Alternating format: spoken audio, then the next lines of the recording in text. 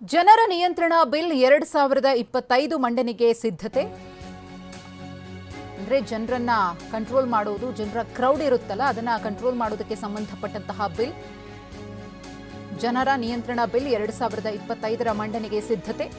ವಾಣಿಜ್ಯ ಉದ್ದೇಶದ ಕಾರ್ಯಕ್ರಮಗಳಿಗೆ ಸರ್ಕಾರ ಕುಣಿಕೆ. ಬಿಲ್ ಉಲ್ಲಂಘಿಸಿದ್ರೆ ಅಂದ್ರೆ ಕಾಯ್ದೆಯಲ್ಲಿನ ನಿಯಮಗಳನ್ನು ಉಲ್ಲಂಘಿಸಿದ್ರೆ 3 ವರ್ಷದ ತನಕ ಜೈಲು ಶಿಕ್ಷೆ, 5 ಲಕ್ಷದ ತನಕ ದಂಡ ವಿಧಿಸಲು ಅವಕಾಶವಿರುತ್ತೆ. ಹಾಗೆಯೇ ಕಾರ್ಯಕ್ರಮದ ಆಯೋಜಕರೇ ನೇರ ಹೊಣೆಗಾರರಾಗಿರ್ತಾರೆ. ಜನರನ್ನ ನಿಯಂತ್ರಿಸಲಾಗದಿದ್ರೆ ಜೈಲು ಶಿಕ್ಷೆ. ಪೊಲೀಸ್ ಠಾಣೆಯಲ್ಲಿ ಅನುಮತಿಗೆ ಅರ್ಜಿಯನ್ನ ಹಾಕಬೇಕು. ಇತ್ತೀಚೆಗೆ ಆದಂತಹ ಒಂದು ಘಟನೆಯನ್ನು ನಾವಿಲ್ಲಿ ಸ್ಮರಿಸಲೇಬೇಕಾಗುತ್ತೆ. RCB ಸಂಭ್ರಮಾಚರಣೆಯ ಸಂದರ್ಭದಲ್ಲಿ ಚಿನ್ನಸ್ವಾಮಿ ಕ್ರೀಡಾಂಗಣದ ಬಳಿ ಆದಂತಹ ಕಾಲ್ತುಳಿತ, ಕ್ರೌಡನ್ನು ಕಂಟ್ರೋಲ್ ಮಾಡೋದಕ್ಕಾಗಿರಲಿಲ್ಲ.